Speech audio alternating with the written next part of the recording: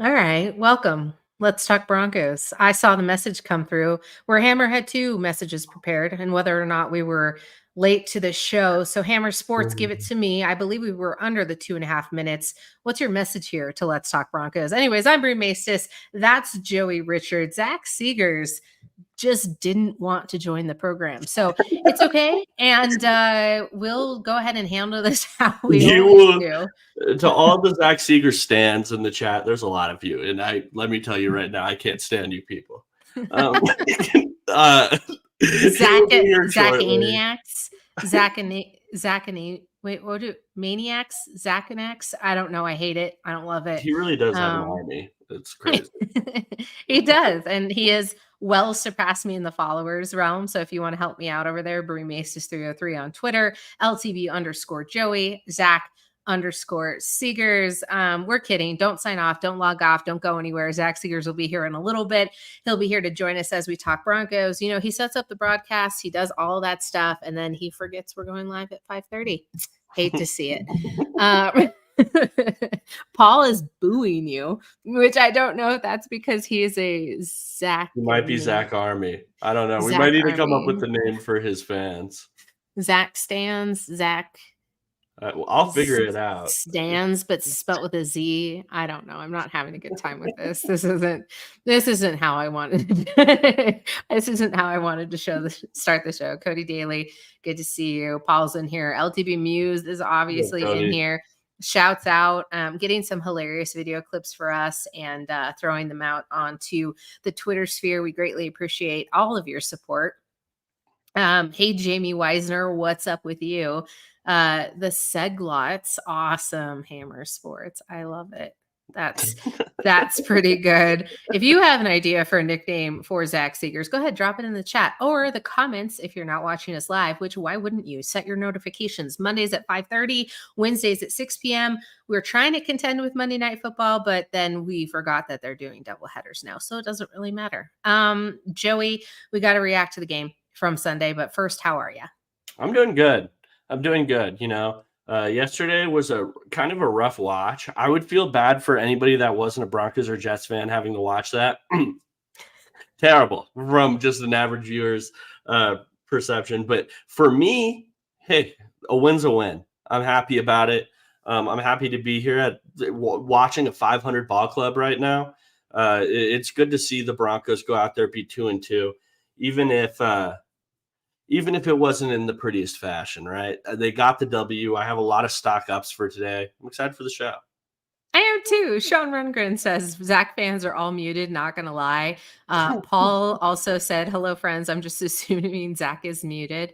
David talks Broncos. Also, David talks Buffs. Hello, sir. How are Hello. you? Good to see you. My household was a divided household. Broncos versus Jets. And it was painful for fans of both teams to have to watch that. But a win is a win is a win is a win. And that goes on the record for the Broncos as 2-0 on their East Coast trip. Now, I wanted to start the show, and I was hoping Zach was going to be here. So hopefully he'll be able to celebrate this later on. If you're new here, welcome. If you're not new here, this message is going to be of no surprise to you. Let's Talk Broncos is not a fan cast. But we're fans first. First and foremost, the Denver Broncos are our home team.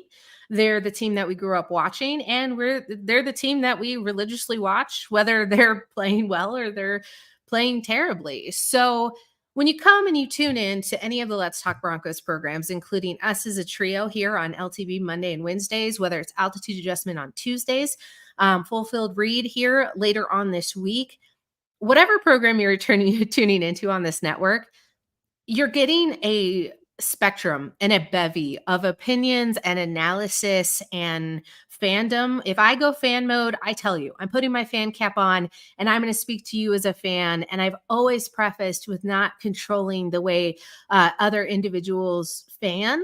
But we're also not a fan podcast. So I want to throw that out there, knowing we can relate to the hardcore diehard fans that are Denver Broncos for life, and knowing that we can also break down football to a very molecular level, whether it be the stats, the film, the eye test, all and above. That's what we're trying to bring you here at Let's Talk Broncos. So I wanted to highlight that because I know there was a little bit of a dust up the last couple of weeks as we put out some fan predictions, or I should say some score predictions to the fans. And we got a lot of flack for them. And honestly, a lot of it's good natured. We appreciate you. But I can't in good faith pick the Broncos to win every single game. So I'm going to step off my high horse. I'm going to get off my dumb platform that nobody in their right mind should ever have. And guys, like it at the end of the day, we're talking football and you're either going to love what we have to say or you're going to take it all in. But I guess my challenge to everyone, especially if you're new here, is to look at what we're trying to discuss here, talk back to us, which is why we go live every single time, and let's have a discussion about it. If you disagree, give me the reasons why, and don't just give me like the Broncos are 17-0 until they're not, because that's not what we do here. So Joey, I'm done because I'm just stumbling and bumbling through this because I wanted everyone to know we're not Broncos haters and we're definitely not pessimistic, but I think we're realistic. No, I appreciate it. I appreciate that. My bad, Brie. I was looking up molecular. I love that word choice. We get down to the nitty gritty, right?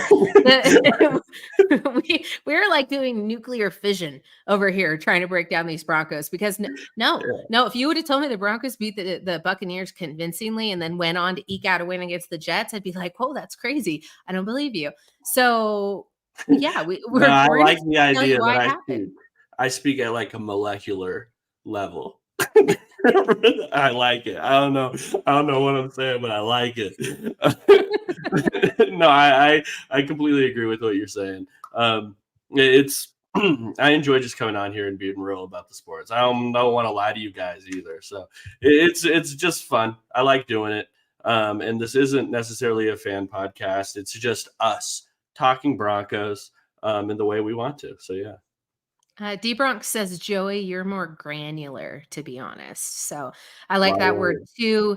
D-Bronx. Paul said exactly why I love LTB. Thank you, Bree. You're welcome, Paul. And thank you for being one of our most arduous supporters. You're here, rain or shine, win or loss. And that's why we're here, to build a Broncos community that enjoys talking every facet of this godforsaken team, because sometimes it's a very frustrating watch. And that's what I wanted to open up the show with. I know we're going to do stock up, stock down. I joked about this game because it was a win in the record books, but if you liked offense and scoring, this game might have not been for you. If you enjoyed defense, though, you were probably really excited about this game. I was talking to Matt a little bit about this, and I was like, yeah, but it was great for the defense. It was great for them to be able to showcase that. And I want to highlight that as my stock up once again, 2 weeks in a row. What about this Denver Broncos defense? But did that also contribute to the lack of offense, or was there something else otherworldly contaminating both Aaron Rodgers and Bo Nix's ability to get anything going? The Jets looked really stuttered at the beginning. Bo Nix, I believe, only had 60 yards. At one point, he was negative, and he did score his first offensive touchdown of the regular season. But guys, I don't think we can say that that was necessarily a success when we're talking about, did the offense grow week to week from the Bucs to the Jets? Now, yes, the weather was absolutely terrible, and we got some flack for that, as well as Helene moved through the East Coast. It was gross. It was nasty, but that's football weather. Sometimes it rains and sometimes it snows. Joey, we had an interesting conversation off the air about the difference between rain and snow, and outside of just being wet, it's cold. And so I think that there was some concerning highlights from Bo Nix's inability to get a good grip on that ball. So I want you to kind of give me an idea of the feelings that you encountered watching that and whether or not it was a success for both teams. Listen to me. I've gotten so used to Broncos offense just not being very good. It was just very normal. The whole time I even forgot it was raining. I'm sitting there watching it. The cameras these days, can we discuss that? The cameras these days are crazy. You would never know it was a downpour. You really wouldn't until they would do the little field views where it was up close. Now I'm looking at Aaron Rodgers' eyes, like right in his eyes. And now I'm like, all right, it's raining really. It's really hard. But yeah, no, I think that is a big worry for me going forward. it doesn't really make sense, honestly, because he has massive hands. Bo Nix is a big hand quarterback, but watching him having the shot put the ball, it was different than Aaron Rodgers, in my opinion. Aaron Rodgers did have some times where it felt like the ball slipped out. He had also plenty of times where I'm rolling to my right and I'm throwing crossbody to my left on a dime. I thought it was more so, and I'm going to get into a stock up after that with this, is just like the Broncos defense is what shut Aaron Rodgers down. The weather did play a factor, but it did not play nearly as big of a factor as it did for the Broncos offense. That is something I have to say. And it is worrisome being that we're in Colorado. The weather changes literally like that, and we go through every single season down here. The nothing skipped. We're going to see snow. We're going to see rain. We're going to see every type of weather down here. We're going to see the wind. Everything is. And can Bo Nix play during those times? I'm not going to sit here and pretend like every time it's going to be this massive downpour like it was down there in New York, right? I don't think it'll get that bad all too often. But definitely it's going to be cold. It's going to be wet. The ball's going to be wet, just to maybe a little lesser degree. And I still think I walk away from that game a little bit wondering how the Broncos perform in that weather, especially Bo Nix and in specific Bo Nix. I think a lot of the offensive issues just end up falling on Bo Nix not being able to play through that weather. So, yeah. Yeah, playing through it and being able to evolve and adapt. But as stated earlier, Aaron Rodgers was also struggling. The Jets were also struggling. It was a downpour. And D Bronx says he was at MetLife, genuinely confused by the reactions afterwards. It was a constant rain and everything was drenched. Not to excuse Bo, but I think people don't understand how bad it was. Joey, you highlighted that. You wouldn't have been able to tell outworldly of that. Like you would think, oh, is it a mist? Is it a little bit moist out there? No. The cameras are insane, Brie. You literally can't see the rain. It could be a complete downpour, and you're not going to be able to see it. It looks like it's just kind of a cloudy day. Yeah. Yeah, it definitely started to, in the second half, get a little bit better, but it was still raining. And so, yeah, I just want to highlight that. I think it's beneficial to remind everyone going on that offenses were going to struggle there. But I wanted to continue to highlight, oh, Paul, great point. The Penner Group has penciled a dome going forward.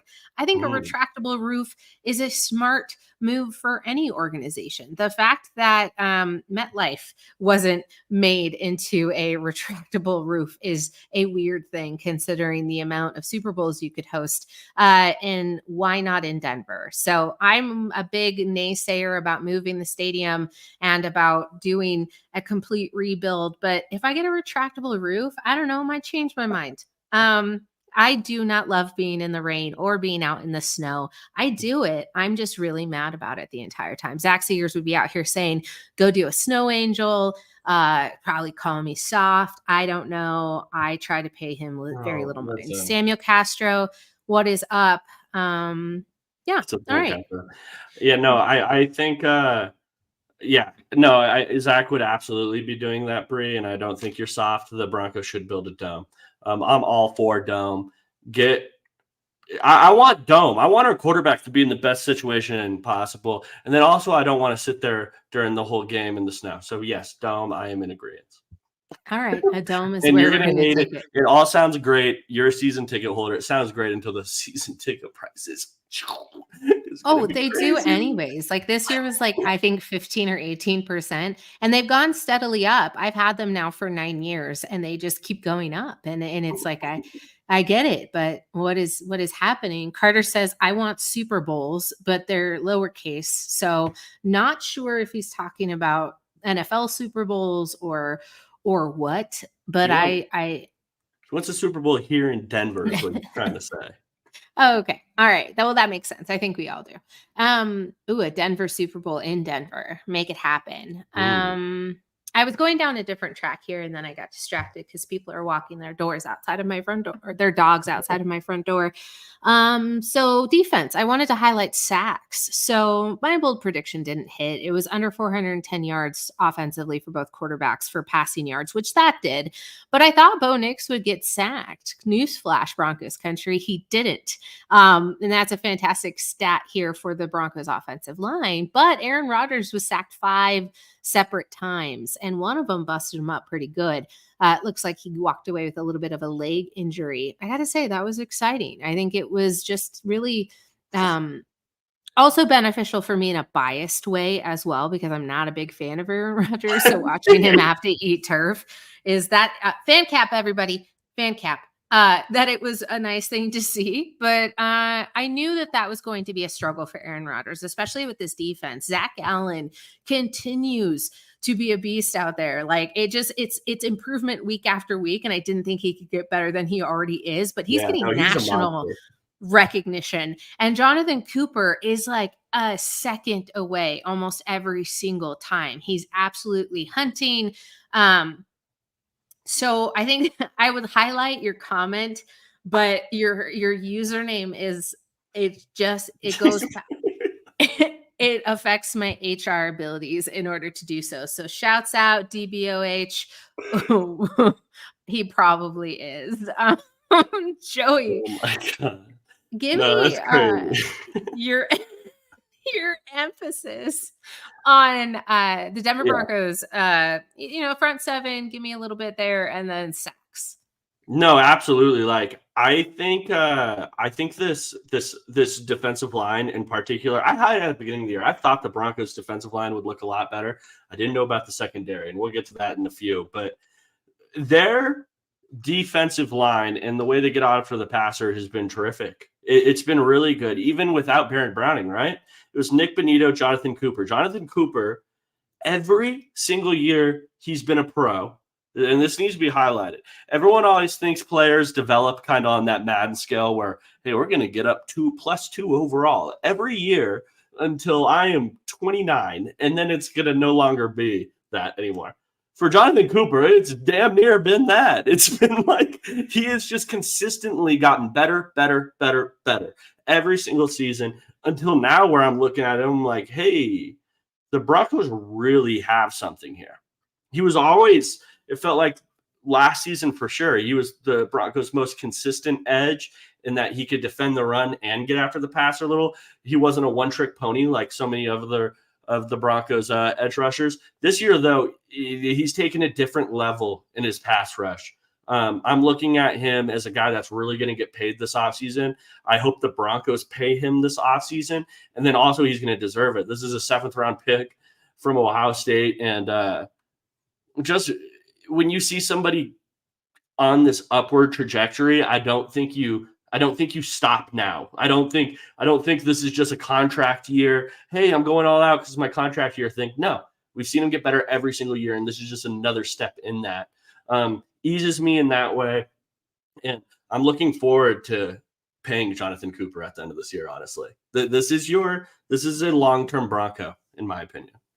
Absolutely. And I think that they're able to make those decisions moving forward because they made a lot of the tough ones early on. They've moved off some heavy contracts, and there's still some finagling that they can get done. Samuel Castro, that's a great question. What is the defense ranked at this point in the season? Honestly, if it's not first, I'd be shocked with depending on who's making those rankings. But as far as points allowed, I think they've only allowed, Joey, correct me if I'm wrong, 24 points this season.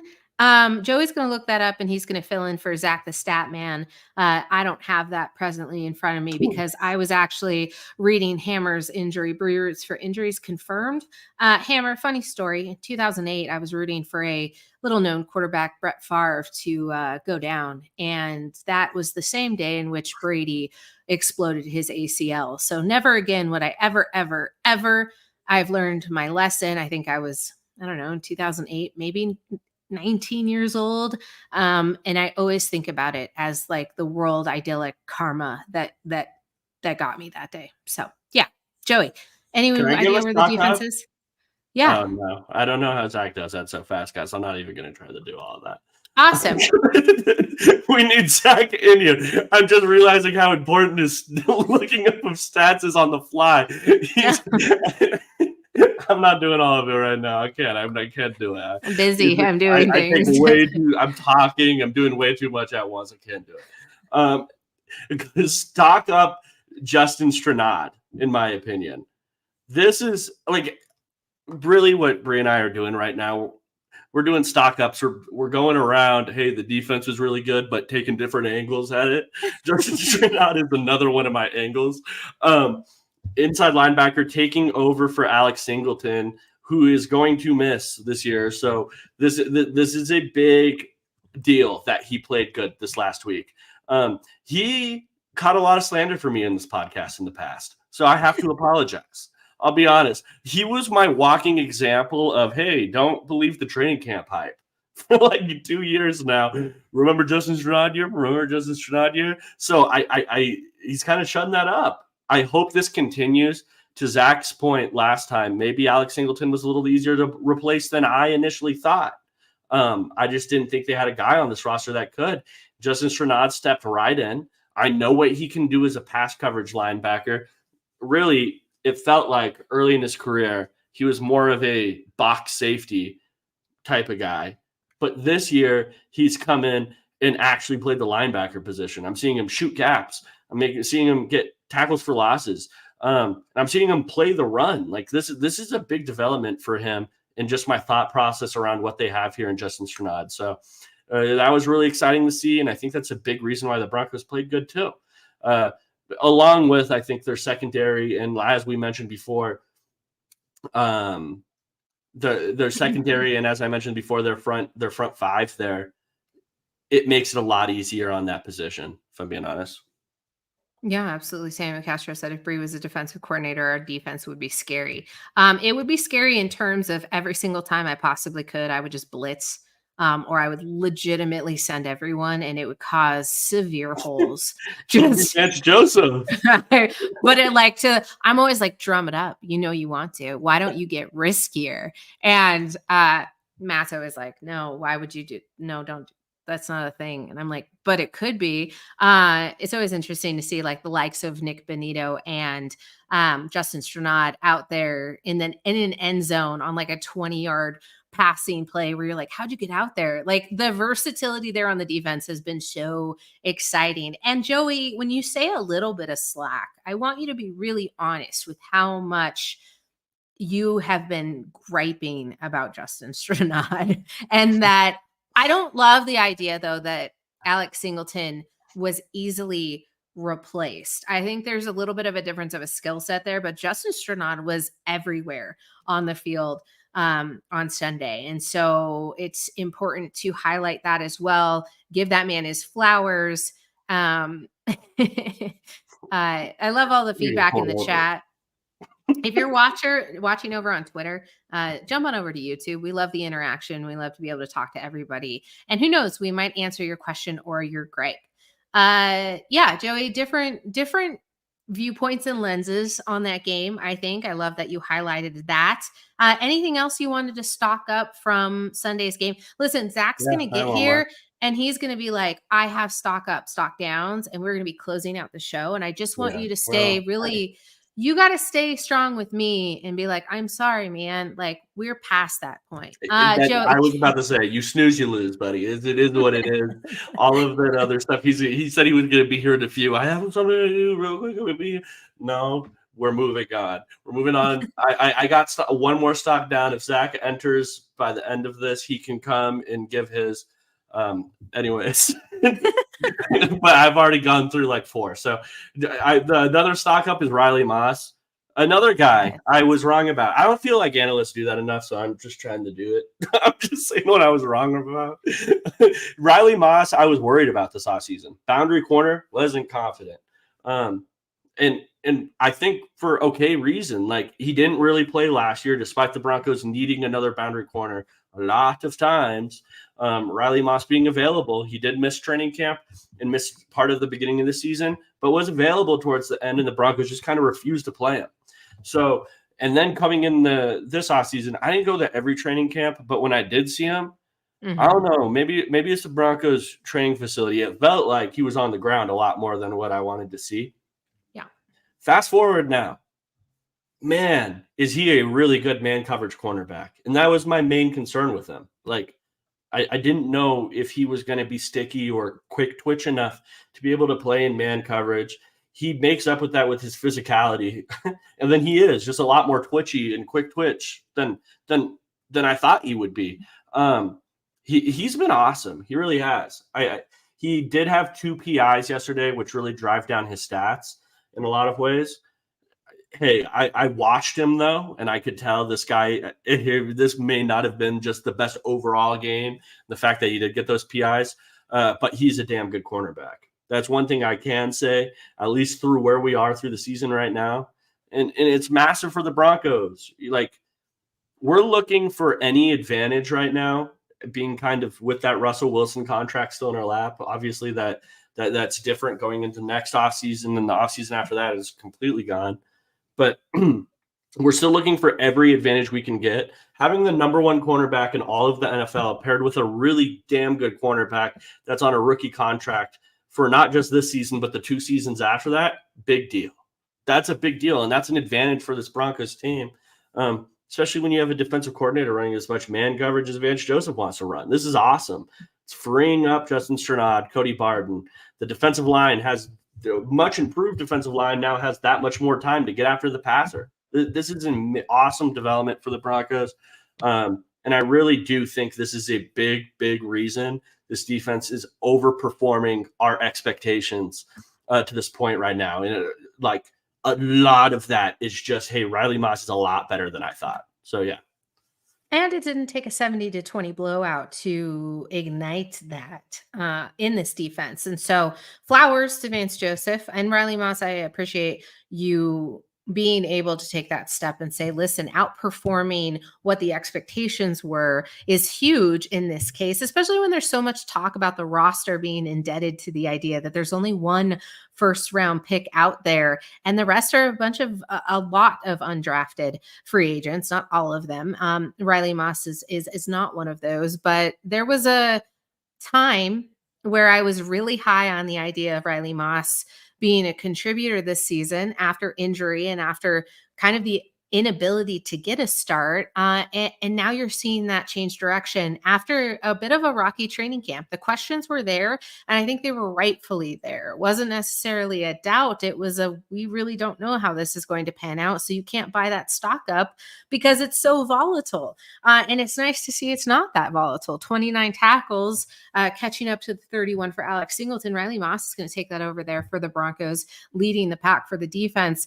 It's been really exciting to see. And my whole thing going into the season was I wanted to see the ball hawk personality from Riley Moss. So now that his sticky coverage is there, I can't wait until it clicks over and he's so confident and so within his means that he's just able to turn his body around because he's getting so close every single time. If that man's in coverage and he's not getting a pass interference call, then I think it's going to be lights out for the next quarterback that comes across Riley Moss. And to be able to say that you have 2 individuals, and obviously Riley Moss is not in the Patrick Surtain atmosphere right now, but if you're working that opposite corner, it's exciting to see. So I feel great about it.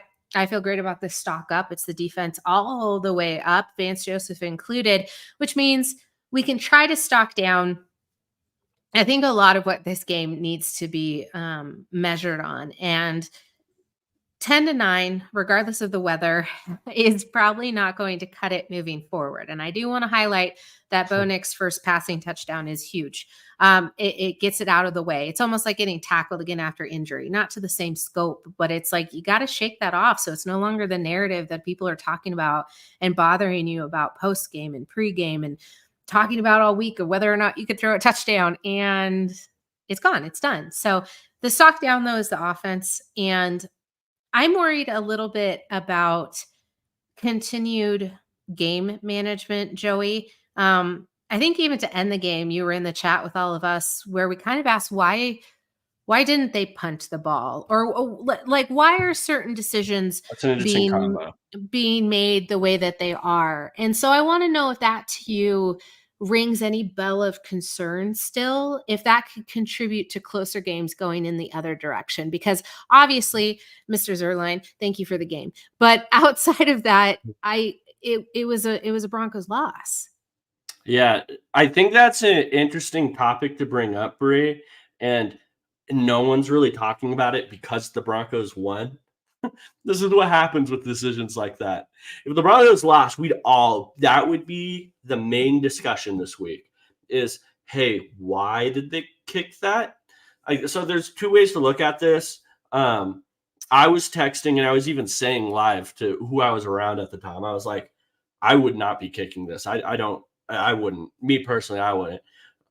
Now, that's the more conservative view on it. And if the Broncos hit that, it's really hard for Aaron Rodgers to go down and score again. And I understood because some of the people around me were saying, so you're just willing to give Aaron Rodgers the ball back and just say, hey, you can go win the game off of a field goal? And I was like, okay, no, I mean, it's a good point. Then on top of that, it does show a lot of confidence and Lutz as well from Sean Payton. The issue is, hey, dude, he didn't make it. So your confidence was for nothing on that play. Like that's kind of where it's kind of a no good situation. It's all based on if he makes it or doesn't make it. It doesn't matter whether you have confidence in him or not. If he misses it, you shouldn't have had confidence in him yet. That's really how those plays are determined. I wouldn't have kicked it, but I understand the other perspective. I think it's kind of a 50-50 thing. Now, because he didn't make it, shout out to Vance Joseph, shout out to defense yet again. They closed the game for us, sending crazy cover zero blitzes at Aaron Rodgers. And all they needed was a field goal, and they had good field position. Crazy game from him. But it is a very interesting conversation. I'd like to know from the chat before you get into your opinion on it, Bree. Like, would you guys have kicked that field goal, or were you sitting there thinking at the time we should punt this? What do you guys? What does the chat think about that? That's something I'd be curious to hear. Yeah. Also, drop it in the comments if you're watching outside of the live show. We come back and we interact with the YouTube comments as much as possible. I want to know. I want to know how you felt about that decision in specific. But we are seeing a trend of decisions that are well within the head coach's purview. So that's not something that I'm going to necessarily complain about. But I also did want to show, because I just saw it come through. I don't know if we can see this here. You may not be able to. It's a tardy slip for Zach Seegers, which lists him as unexcused for being late to the LTV podcast. So hilarious. J-Dog says, with the crazy weather, you have to punt the ball. Okay, so everyone that is saying, okay, Kid W says take the field goal. Okay, so we have one field goal. We have some punts in here too. It's an interesting conversation to have at least. My stock down. I mean, you said the decision making for me, it would just have to be, like I said at the beginning of the show, like Bree said at the beginning of the show, I'm not going to come in and just lie to you guys. I think there are some very valid excuses for the kid, but it's Bo Nix right now. Would be my stock down. The guy had 60 passing yards. How could he not be my stock down? The reason the Broncos offense struggled so much is because they could not pass the football at all. The run game actually even worked pretty well for like the first time this whole year. I would love to go back. Javonte had a good game. Like, he did have a pretty good game in his standards, at least for a running back. He was hitting the hole, he was finding it, and doing his thing. But Bo Nix shot putting the football. I said it at the beginning of the show. It has to bring up questions like, how can this guy deal in the snow here in Denver? There are plenty of times where it's just madness. And for all of Aaron Rodgers not playing that great, I really do. I credit a lot of the Broncos defense for making him not play that great. I don't think it was the same situation. And people are trying to make it a 1-to-1, Bree, where it's like, hey, but both offenses were really bad. And while I agree, the weather did make and have a big factor on it, I just think the Broncos offense, the weather played a much bigger factor than the Jets offense. I think Aaron Rodgers still had he still had juice on the ball. He was still putting the ball downfield sometimes, or even when it was those intermediate passes, the ball had juice on it. The velocity was getting there fast. There were multiple times Aaron Rodgers is rolling right and throwing across his body to a player in the middle of the field, and had plenty of juice on it. That's something based off of how Bo Nix was throwing in that game. I would really hate if he did that. Bo Nix did have that one throw across the middle of the field, though, just to give him credit as well. It was a strike on a deeper dagger across the middle of the field to Cortland Sutton. That was a hell of a throw.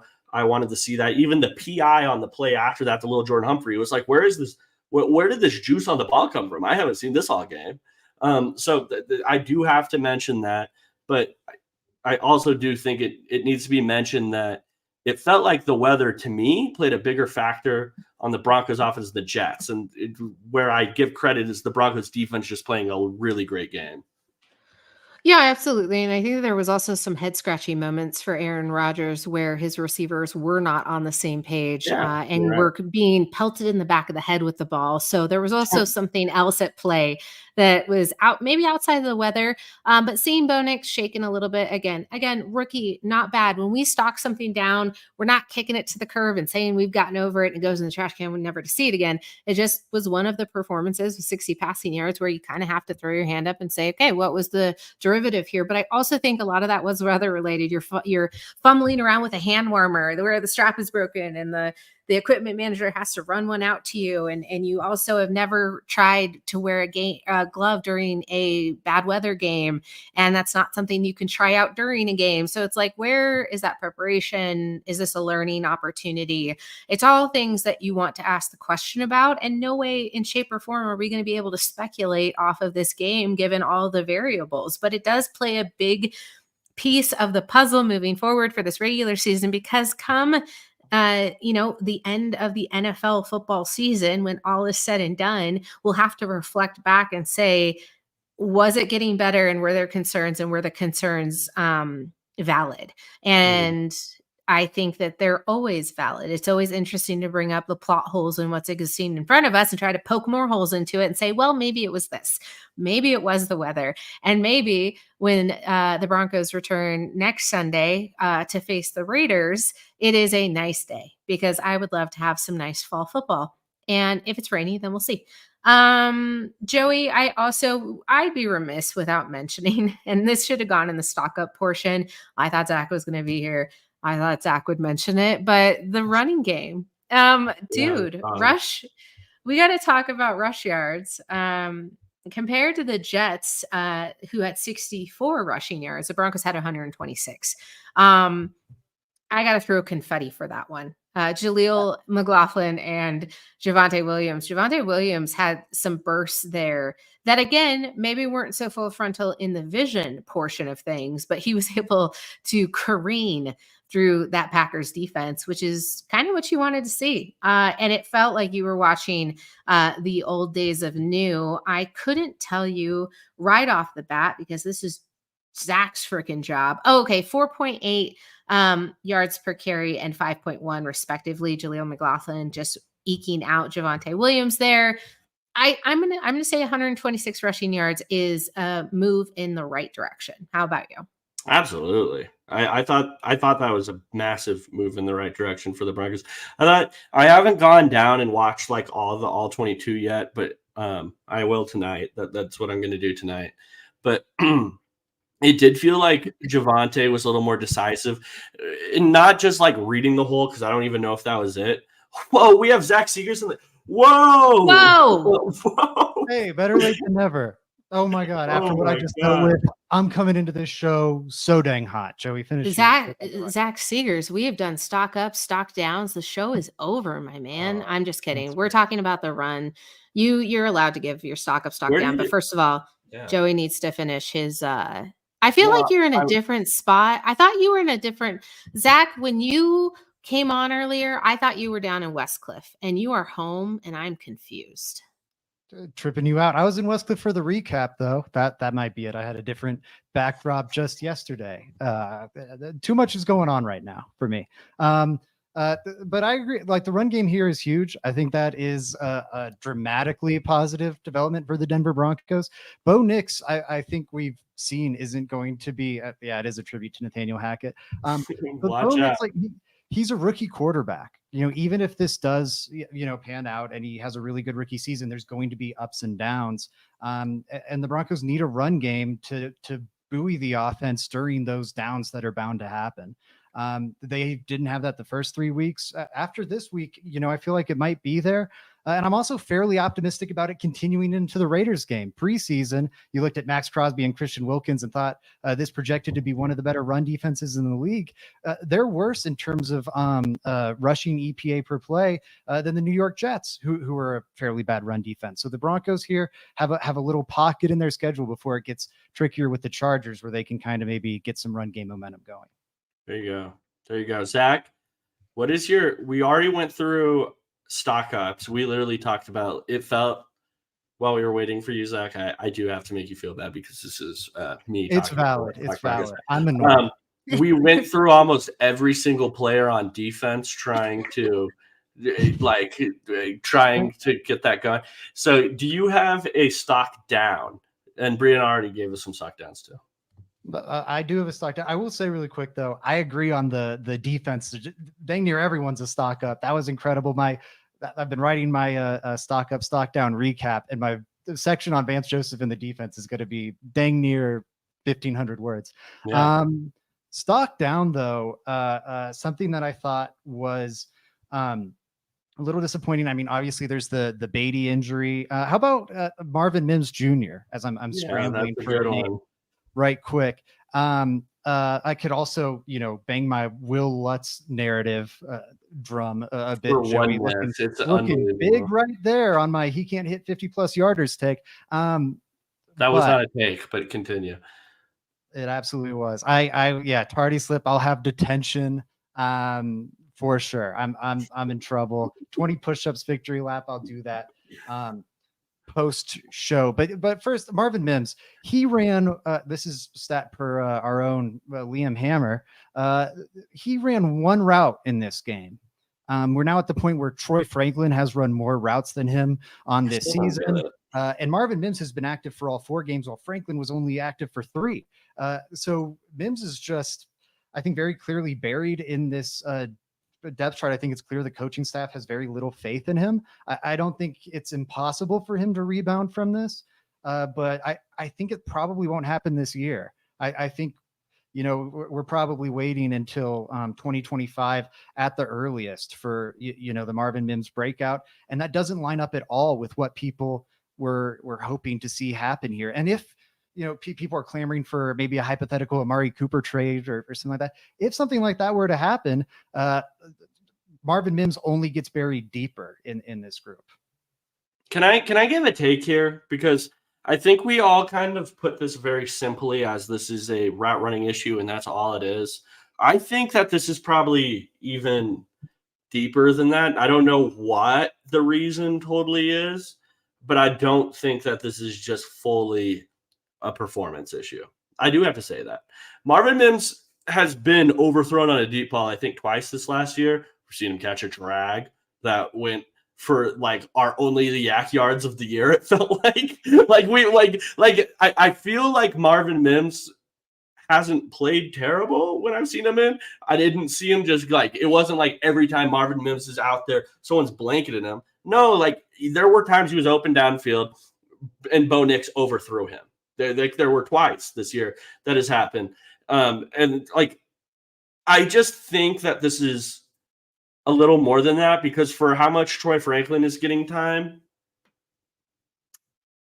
it's really hard for me to be like Troy Franklin is just that much better of a route runner than Marvin Mims. He's that much better of a yak guy than Marvin Mims. Well, meanwhile, we have Marvin Mims as a punt returner and kick returner. And then, I think that this is maybe a little deeper than we're all trying to put it. I don't know what the issue is. I just don't think it's fully, hey, he's not performing up to par and we like Troy Franklin better right now as a football player. I think there's maybe a little more. I'd fully agree. It doesn't make sense, especially with Troy Franklin's profile coming out of the draft. I don't know why my autofocus won't focus. But I just, he looks there's something else going on here. I don't know. It can't just be the on-field stuff because the yak ability is clearly there. The speed's there. His catching ability, his hands are better than Troy Franklin's. I think his body is more NFL ready than Troy Franklin's. That was one of the big concerns with Franklin coming out, and it's not like he's packed on a ton of muscle in the few short months he's been in the NFL. For some reason they don't think highly of Marvin. I think you're probably right. It's a good chance it's something behind the scenes. Maybe he's, it makes me think of like the prime stuff last year with like Cormani McClain, as a CU fan following that stuff. And it's like, dang, why is this guy not getting on the field at all? And then it comes out, he's like sleeping in meetings and doing whatever. I don't think it's that extreme with Marvin Mims. This is a professional, while Cormani's a 17-year-old kid. Yeah. But I think it's probably something. And that reflects poorly on Sean Payton and George Payton, as everyone, is patting them on the back for a lot of things, maximizing this roster. And I do think George Payton and Sean Payton both deserve some praise for that. Moves like trading up for Marvin Mims right now look so painful in hindsight. Yeah. LTB Muse has put the tinfoil hat on, which I appreciate. My eyes perked up at that comment. If you want to see it, you can jump on over to the YouTube chat over there. Search for Let's Talk Broncos. Zach, since you're here, did you happen to look up the defense where the Broncos are at right now, ranked wise? Yeah. Did I miss that? On the season. On the season. Yeah. On the season, they are elite across the board, which I absolutely love. It's easy for me to remember because there's not many numbers to remember. They're fourth overall. They're fourth in, that's EPA per play. They're fourth in drop back EPA per play. They're fourth in drop back success rate per play. I think they're eighth in run defense EPA per play. And then they're like nine. Yeah, I think eighth in that, and then sixth in run defense success rate. So success rate, that's looking at down to down. Are you having a positive play kind of EPA? That's going to factor in some more explosives and whatnot. And you look at those stats and it's just, what do you want to do against the Broncos? Do you want to try and run the ball on them? You're not going to find explosives. You're not going to find down to down consistency. Do you want to throw the ball on them? You're going to deal with explosive negatives in the form of takeaways and sacks. And you're also not going to be able to find down to down consistency. If this keeps up for the season, this is the best defense since 2015. I think it's better than 2016. I think it's better than any of the Fangio defenses. I think it's better than the 2022 Evero squad, because that squad fell apart a bit down the stretch. If they're able to keep this together for the whole season, this is the best defense since 2015. And it would go back even longer if 2015 wasn't, a top 5-7 defense of all time. I knew this was going to happen. Joey, go ahead. Wait, are you trying to sign out? No, I love Zach throwing. You did nothing wrong, Zach Seegers. What happened was you said the magic Vic Fangio word, and Joey immediately shot up into the air. So I just wanted to highlight that. Well, now that you bring it up, yes, respect Vic Fangio. Secondly, though, and then this is a point Vic Fangio would probably make. Maybe he would. Do you think it is sustainable being top 5 in blitz rate? So it's like, I think it's top 4 on first, second, third, and fourth down. I think he's fourth down. He's top 4 in all of those through an entire season and having these results, being a top 3 defense. Do you think that is sustainable in a division with Patrick Mahomes, who usually carves up the blitz, where you would usually say, we need to get home with 4, we need to get in this 2 shell, and we don't want Xavier Worthy going over the top. So this is just my question. You can do this with the 2 shell. I mean, you just did it with Aaron Rodgers and Garrett Wilson. We're not, though. We're not. We're doing double A gap. We're doing double A gap, both linebackers in the A gap. We're not doing this out of a 2 shell, though. That it's not like that right now. I disagree. I think you can absolutely run this stuff out of a 2 shell. I think the Broncos are fairly high in 2 shell rate. I mean, they're rotating a lot to cover 1 and cover 3 and cover 0 out of that, but they're lining up pre-snap with the 2 high shell, I think, pretty regularly.